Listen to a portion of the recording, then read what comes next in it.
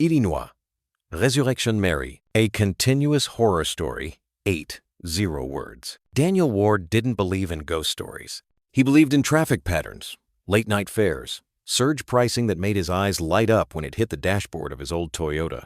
He believed in the gnaw of bills stacked on the kitchen counter of his one-bedroom apartment, the throb in his temples after too much caffeine and too little sleep, and the way loneliness pressed in on him after 3 a.m., when the city was quiet but his mind wasn't. But ghosts? No.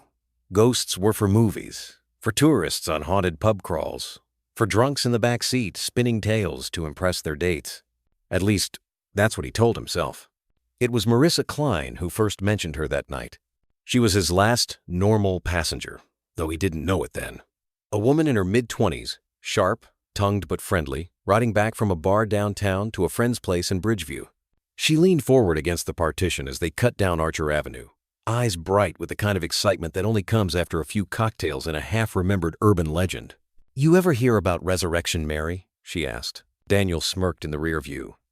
"What's that, a band?" Marissa laughed, shaking her head.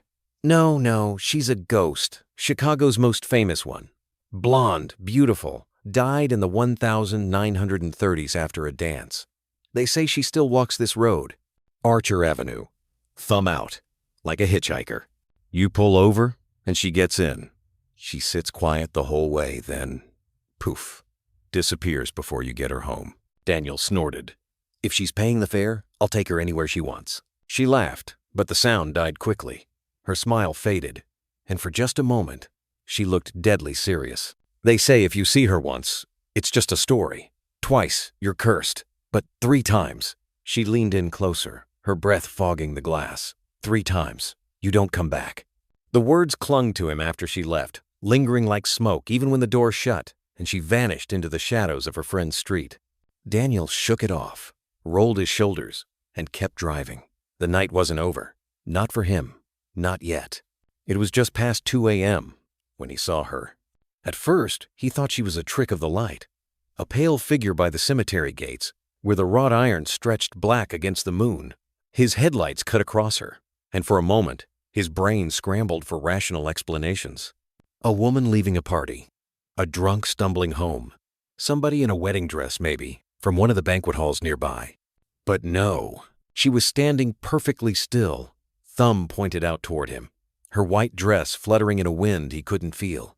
Her hair gleamed like old gold. Her skin was too pale, her face too smooth, like porcelain. Daniel slowed the car, heartbeat quickening. Marissa's words echoed. He rolled the window down, forced a laugh. "Need a ride?" The girl nodded once. The door clicked open, though he knew it had been locked, and she slid in gracefully, smoothing the folds of her dress as though this were the most natural thing in the world. "Where to?" Daniel asked, trying to keep his voice steady. The girl looked straight ahead. "Home." The radio crackled, though it was off. Daniel frowned, glancing sideways.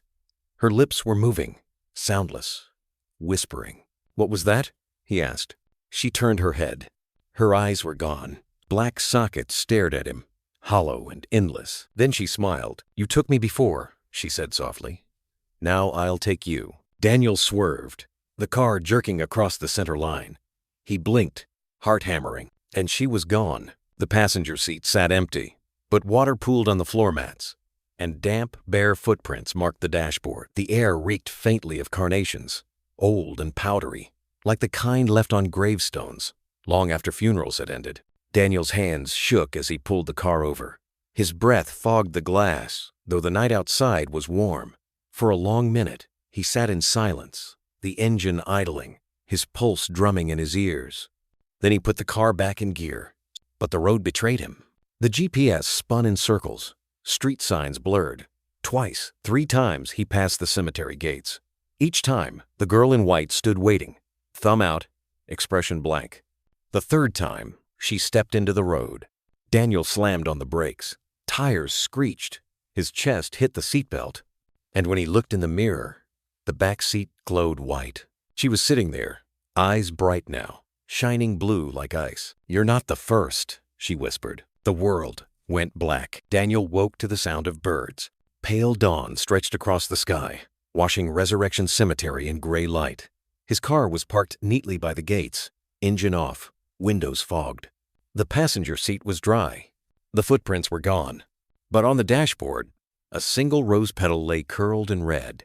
Daniel stared at it for a long time before flicking it out the window, turning the key, and driving home. He told himself he'd imagined it. That exhaustion and Marissa's story had played tricks on him.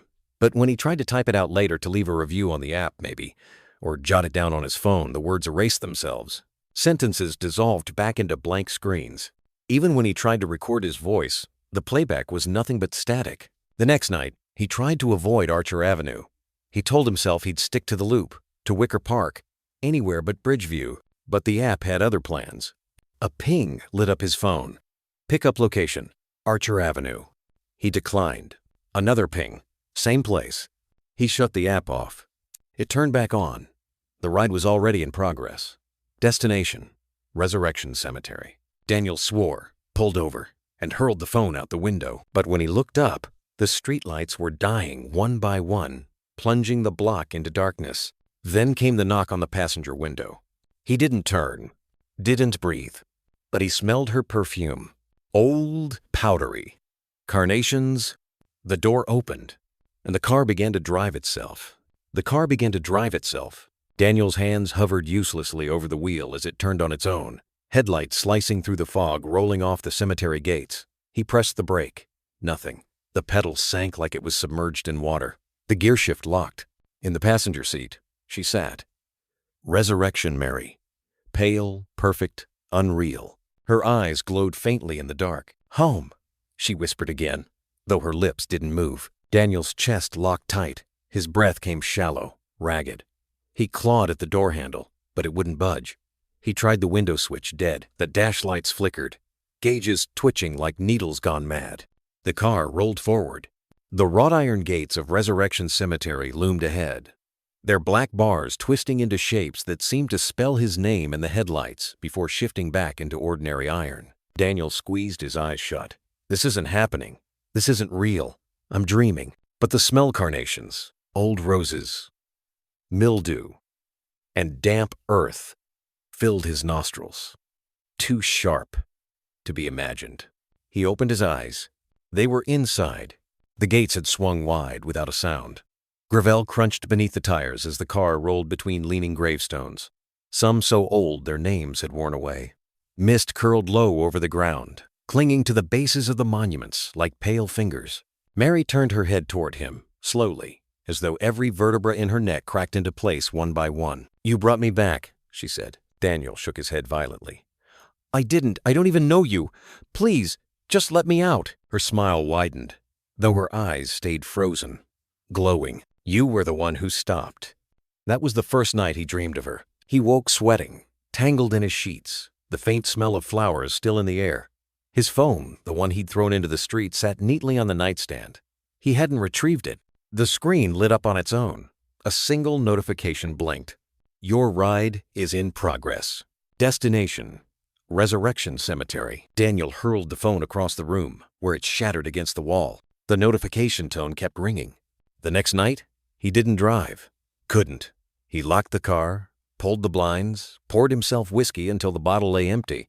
But even in his apartment, Archer Avenue found him. The window glass fogged. Footprints trailed across the kitchen floor, damp and bare. In the bathroom mirror, behind his reflection, a white dress shimmered. Every time he blinked, she was closer. He stopped sleeping. By the fourth night, desperation pushed him back behind the wheel. He told himself he'd drive anywhere else, stick to the city, keep his eyes down. But Archer Avenue has a way of finding you. He didn't remember turning onto it.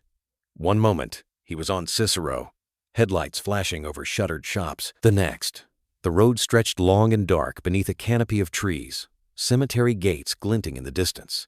And there she was, standing in the middle of the lane, thumb out, hair glowing in the beams. Daniel slammed the brakes. The car screeched, tires spitting gravel. When he looked up, the seat beside him was no longer empty. Her dress brushed against his arm.